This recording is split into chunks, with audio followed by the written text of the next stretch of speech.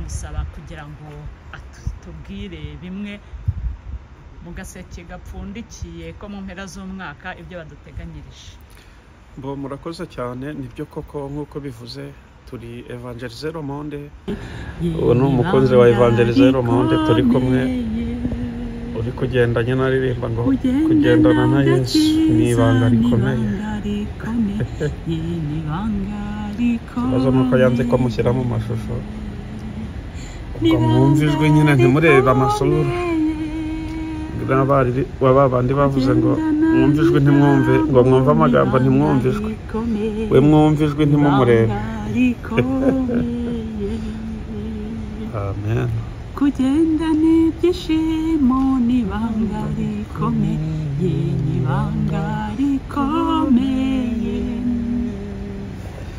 Kugendana na Yesu n'ibanga rikomeye, n'ibanga rikomeye.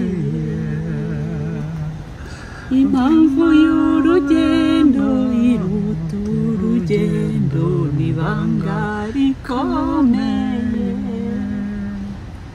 Kugira agakiza n'ibanga rikomeye, n'ibanga rikomeye. Kugira Yesu n'ibanga rikomeye. Ndakwifuriza kugendana na Yesu, ndakwifuriza kugira Yesu muri wowe, ndakwifuriza kugira ADN ya Yesu muri wowe. Ibanga rikomeye, kugendana na Yesu ibanga rikomeye, ibanga rikomeye.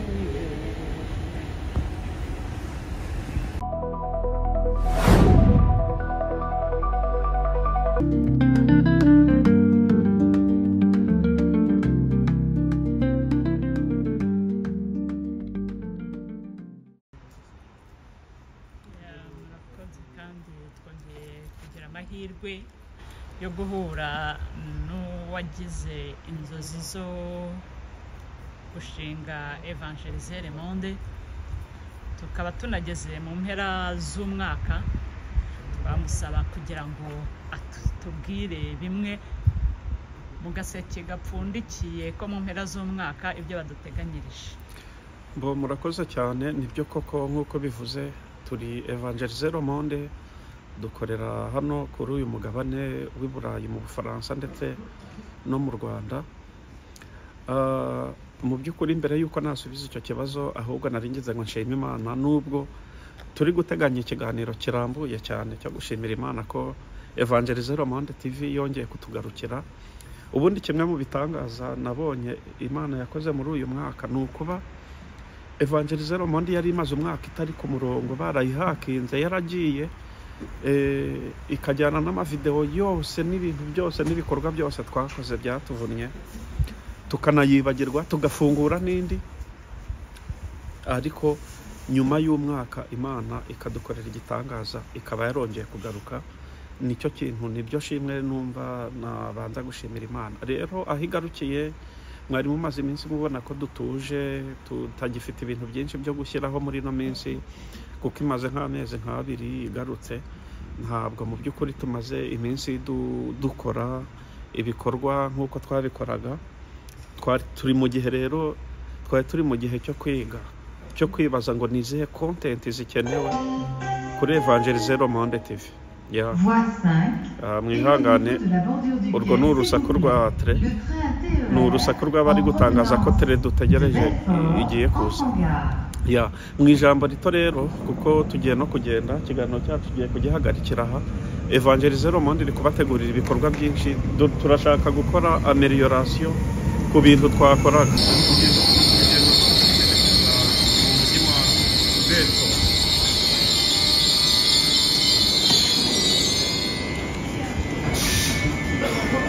Biza rero ikibazo bari bambajije ati ni iki muduteganyiriza gukora muri uyu mwaka. Igikorwa cya mbere, murabizi ko Evangeliser Le Monde dukora ibikorwa bitandukanye harimo ibikorwa by'ivugabutumwa zishingiye ku ijambo ry'Imana, ubuhamya, indirimbo. Ariko ubu noneho hari ikindi dushaka kuzana, turashaka gutangira kujya dukora urugendo shuri, dufata ibikorwa byagiye bibera muri Europe bivugwa muri Bibiliya, tugenda tugera kwa ayo masite. Bizaba ari ibintu byiza cyane, ndabibakanguriye. Rero dukomeze tubane rwose, ndabizi neza ko muzanyurwa n'imirimo y'Imana ndetse n'ibikorwa Evangeliser Le Monde TV ikomeje gushyiramo imbaraga. Dukomeze tubane. Nawe utarakora subscribe, ni umwanya wawe kugira ngo ukore subscribe kuri iyi channel, maze dukomeze tuvuge imirimo y'Imana. Tusanze muri gare ya Mulhouse, Yeah. ugiye urugendo. Ese iyo ugeze ahantu nk'aha ukareba imihanda nk'iyi abazungu bakoze, bikwibutsa iki? Mbere ko wakataga muri za twegerane, muri haguruka nicare, ariko uyu munsi wa none ukaba uri kugendera hasi ku marayi. Byakwibutsa iki n'ishyamba rya Nyungwe cyagiye bajya gukata amakorosi y'iburyo n'ibumoso? Urakoze cyane.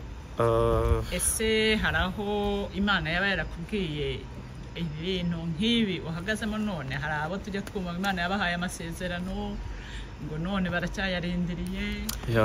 Ese wowe byifashe bite? Muri ino minsi ndi gukora indirimbo ivuga ngo umugambi w'Imana ntuyoba. Umugambi w'Imana ntuyoba, oya oya ntuyoba. Umugambi w'Imana ntuyoba, oya oya ntuyoba. Reka mbe mbabwiye ako gusa, akandi nzakabagezaho. Iyo ndirimbo ikubiyemo ibisubizo byose naguha. Njyewe nyine igihe wumbwira ko nakataga muri ayo mashyamba no muri iyo misozi, ariko nari ndi mu mugambi w'Imana. Umugambi w'Imana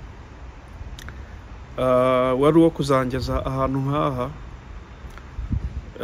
kandi nizeye kuzankomezanya ukazangeza no mu ijuru, kuko niho hafite agaciro gakomeye kurenza kuba ahantu nk'aha. Hano tuhagaze muri gare ya Mulhouse, aho bita Mulhouse, ni hafi ya Bar mu Busuwisi, aho tuvuye Strasbourg twerekeza za Besançon, aho bita Montbéliard. Tukaba rero tugeze muri gare, aho dutegereje indi train iri buze kutujyana ikatugeza Bale, nako ikatugeza Besançon cyangwa se Montbéliard, aho tugiye kureba bene data, ndetse duteganya kuzakorayo ivugabutumwa ndetse n'ibiganiro bitandukanye bizaca kuri Evangeliser Le Monde. Tubije rero gatoya wenda mu ijambo rimwe ikibazo warumbajije, igisubizo naguha nuko ubuzima bwose wanyuramo. Korali yo ku Muhima i Kigali nibo bigeze baririmba indirimbo igifite ikintu ivuze ku buzima bwanjye.